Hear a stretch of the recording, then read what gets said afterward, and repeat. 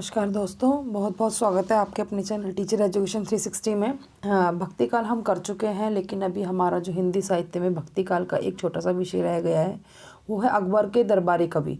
तो आज हम कर रहे हैं इकाई 2 भाग 18, जिसमें हम कुछ कवियों के बारे में जानकारी लेंगे जो कि अकबर के दरबारी कवि थे, अकबर के टाइम के थे, या कह सकते हैं कि अकबर के दरबार में जो भी कवि इनमें से जो आज हम पढ़ेंगे, तो ये अकबर के दरबार में जो है ये कवि के रूप में जो है सम्मानित थे। तो इनकी बात करते हैं। सबसे पहले इनमें जो है वो है रहीम, जिनका पूरा नाम जो है वो है अब्दुल रहीम खान खाना। और जो रहीम जी थे वो एक कवि भी थे, सेनापति भी थे, प्रशासक थे, आश्रयदाता, दानवीर, कूटनीतिज्ञ, भाषाविद थे, वो कला प्रेमी थे और विद्वान थे। तो बहुत सारी भूमिकाएं थी रहीम जी की अकबर के दरबार में। तो वे अकबर के जो संरक्षण बैरम खां थे, जो उनके पुत्र थे रहीम, और अकबर के दरबार के नवरत्नों में वो एक थे। फिर इनका जन्म जो है वो 17 दिसंबर 1556 ईस्वी में हुआ है लाहौर में। और ये बड़े दानवीर थे, और इनकी दानशीलता की जो तुलना है वो कर्ण से की जाती है। आपने रहीम के कई दोहे वगैरह भी सुने होंगे। तो ये बहुत ऐसी बातें करते हैं रहीम जी जो हैं। जैसे हम कबीर के बारे में पढ़ते हैं ना, तो रहीम जी भी लगभग जो है उनके तुलना हम उनकी कर सकते हैं उनसे।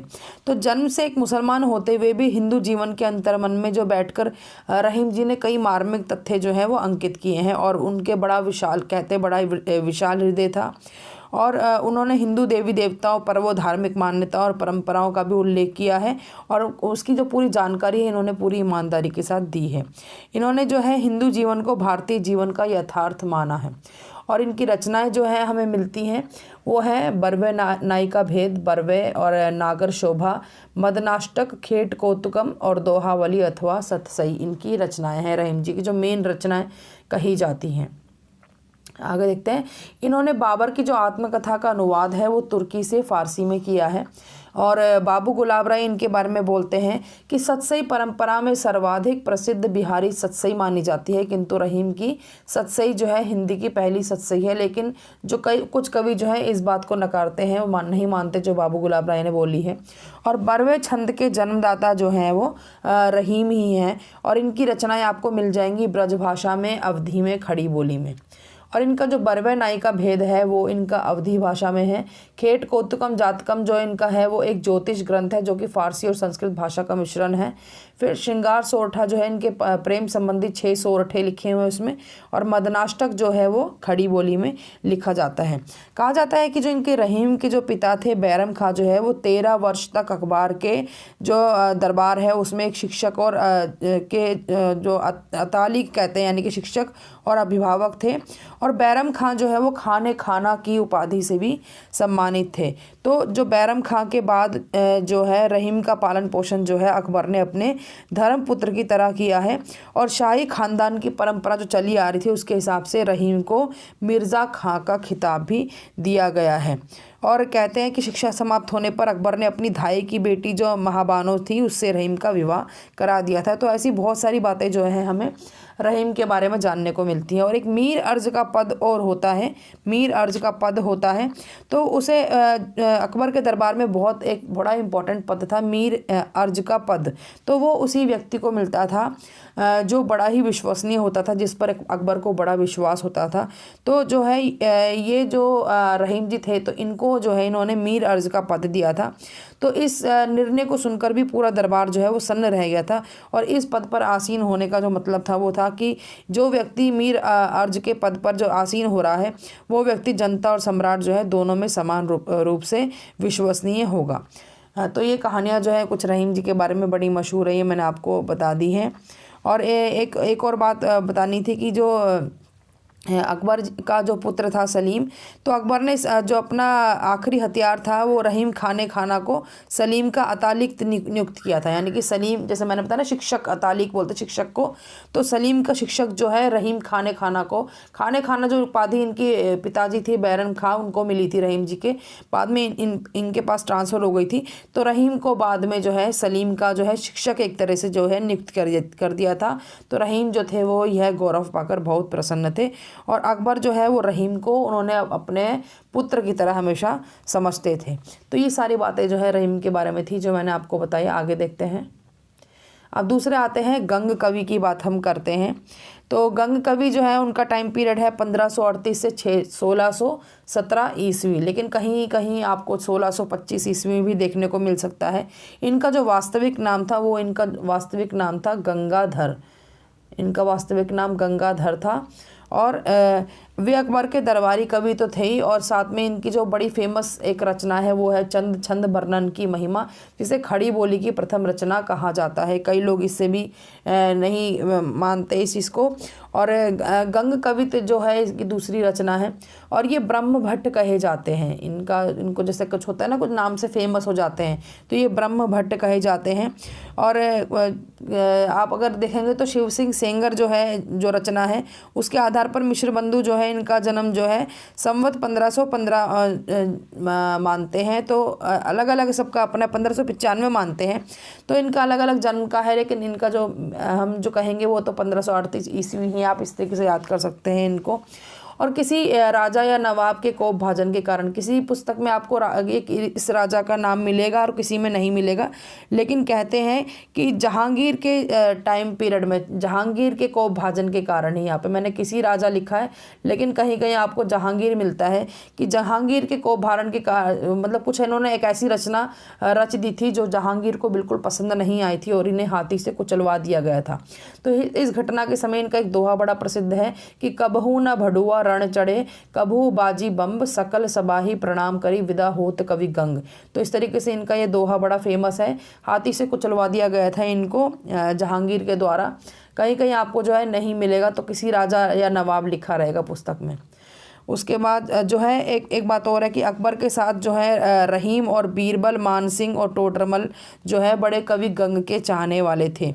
तो रहीम की दानशीलता और विनम्रता से प्रभावित होकर एक बार गंग कवि ने एक दोहा भी कहा था, सीखे कहा नवाब जो ऐसी दैनी दैन, ज्यों ज्यों कर ऊंचो कियो त्यों त्यों नीचे नैन। तो इस तरीके से जो गंग कवि हैं बहुत बड़े फेमस रहे हैं अकबर के दरबार के। और भिखारी दास जी ने भी इनके बारे में एक बार कहा है गंग कवि के बारे में कि तुलसीदास और गंग के बारे में कि तुलसीदास गंग दुओ भय सुकविन के सरदार। तो ये बड़ा सुकविन के सरदार बड़ा इंपॉर्टेंट है, पेपर में आ जाता है। तो आगे देखते हैं नरहरि बंदीजन की बात करते हैं। नरहरि बंदीजन का जो टाइम पीरियड है वो है संवत 1562 से 1667। आप इसको जो है ईस्वी में भी चेंज कर सकते हैं। संवत जो होता है 57 वर्ष हमेशा बड़ा होता है, तो माइनस कर सकते हैं इसमें से। फिर अकबर द्वारा जो है ये महापात्र से सम्मानित थे, है जैसे अलग अलग उपाधियाँ मिल जाती हैं, तो महापात्र इनको दिया गया था नरहरि बंदीजन को। इनकी 3 रचनाएं बड़ी फेमस है, रुक्मणी मंगल, कवित्त नीति और छप्पई नीति। और इनके निम्न छप्पे को सुनकर जो है अकबर ने गोवध जो था, गौ की हत्या करना जो है बंद करवा दिया था। अरिहु दंत तीनों धरे ताही नाही मार सकत कोई, अपराध कौन मोही मारेत मोहे चाम सेवई चरण। तो इस तरीके से इस छप्पे को सुनकर ही अकबर ने जो है गौवध बंद करवा दिया था। अब बात करते हैं बीरबल की। तो बीरबल जो है वो उनके अकबर के नवरत्नों में से भी एक है, वो बड़े फेमस हैं। अकबर बीरबल की बहुत सारी स्टोरीज आप कहीं भी पढ़ सकते हो। बड़े चातुर्य थे, मतलब इनका दिमाग बहुत ही तेज था, और ये वाक चातुर्य कह सकते हैं हम उसको, कि बोलने में बड़े ही निपुण थे। अपनी बात से अकबर को हमेशा सेटिस्फाई कर देते थे ये। और इनकी रचना जो है वो अप्राप्त है, और इनका असली नाम जो था वो महेश दास था या महेश दास भट्ट था। और जो मुग़ल बादशाह जो ये अकबर रहे हैं, इनके प्रशासन में ये प्रमुख वज़ीर थे, यानी कि वज़ीर आज़म थे। और जो 9 सलाहकार थे अकबर के दरबार में, उसमें सबसे एक विश्वस्त सदस्य थे ये। और अकबर के दरबार में इनको नवरत्न की उपाधि तो दी ही गई है। और कविता में ये अपना नाम जो है ये ब्रह्म रखते थे, कविता में अपना नाम ब्रह्म रखते थे। इनके बारे में ज़्यादा, इनकी रचनाओं के बारे में ज़्यादा जानकारी उपलब्ध नहीं है बीरबल के बारे में, लेकिन जो है ये इन्होंने भी रचनाएँ करी हैं। फिर आता है टोडरमल की बात करते हैं। अकबर के दरबार में भूमि कर विभाग के ये मंत्री थे, और इनके फुटकर पद हमें मिलते हैं। इन्होंने जो रचनाएं रची हैं उनमें से इनके फुटकर पद हमें छोटे छोटे पद ही मिलते हैं। और इन्होंने नीति विषयक रचना करी, नीति के विषय में इन्होंने रचनाएं करी हैं। जैसे कि एक एग्जाम्पल है कि जार को विचार कहाँ, गणिका को लाज कहाँ, गददा को पान कहाँ, आंधरे को आरसी। तो इस तरीके से इनकी नीति विषयक रचनाएं जो हैं वो हमें मिलती हैं। फिर इन्होंने शाही दफ्तरों में अरबी के स्थान पर फारसी का प्रचार किया, और न्यायालय की भाषा के रूप में उर्दू, जो फारसी लिपि में थी, उसकी इन्होंने स्थापना करी है उर्दू भाषा की। तो ये जो है, ये जो बातें हमने पढ़ी हैं ये हमारे टोडरमल जी के बारे में पढ़ी हैं हमने। उसके बाद देखते हैं मनोहर कवि जो है छठे कवि अकबर के दरबारी कवि। तो अकबर के दरबारी कवि तो ये हैं ही, साथ में इनकी क्या रचना है शत प्रश्नोत्तरी, और श्रृंगार नीति जो है इनके वर्ण्य विषय थे। श्रृंगार और नीति के विषय में इन्होंने रचनाएं रची हैं। और कबीर की भांति जो है इन्होंने हिंदू मुस्लिम एकता पर बड़ा बल दिया है। जैसे कि कबीर जी कहते थे कि हिंदू मुस्लिम जो है वो एक है और एक मिलकर ही उन्हें रहना चाहिए, तो इन्होंने भी इसी तरीके से यही बात करी है मनोहर कवि ने। अचरज मोही हिंदू तुरक बादी करत संग्राम, एक दीपित सो दीपियत काबा काशी धाम। तो इन्होंने इनको एक बात करने की बात कही है मनोहर कवि ने। तो ये जो हमारे रहे हैं ये 6 कवि मैंने आज बताया आपको, जो अकबर के दरबारी कवि हैं और भक्ति काल में काफ़ी इंपॉर्टेंट पार्ट है इनका। तो इनके विषय में भी कोई प्रश्न जो है परीक्षा में आ सकता है, तो आप इनको भी पढ़ सकते हैं। ज़्यादा इनके बारे में पढ़ने को नहीं है। बीरबल के बारे में तो उनकी रचनाओं के बारे में भी इतना नहीं है, लेकिन रहीम बहुत इंपॉर्टेंट है, तो उनके बारे में जो इंपॉर्टेंट सारी बातें थी वो मैंने आपको बता दी हैं।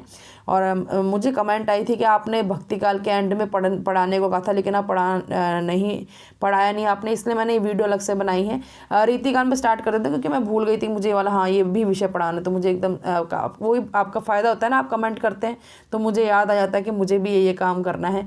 कि कोई वो होता है ना स्टूडेंट जो है टीचर को याद दिला दे कि मैडम ये रह गया है, तो अच्छी बात है आपने मुझे याद दिला दी। तो मैंने इसलिए वीडियो बनाई है ताकि अब दरबारी कवि हमने कवर कर लिए हैं भक्ति काल के। तो अब रीति काल हमारा चल रहा है, तो रीतिबद्ध कवि हमने कर लिए हैं। बाकी के जो हमारे रीति मुक्त और रीति सिद्ध कवि हैं वो हम आगे करेंगे अगली वीडियोस में। तो इसी तरीके से आप पढ़ते रहिए, और अगर आपको ये वीडियो पसंद आई हो तो लाइक करना बिल्कुल ना भूलें, चैनल सब्सक्राइब कर लीजिए और नोटिफिकेशन बेल भी दबाना ना भूलें। Thank you.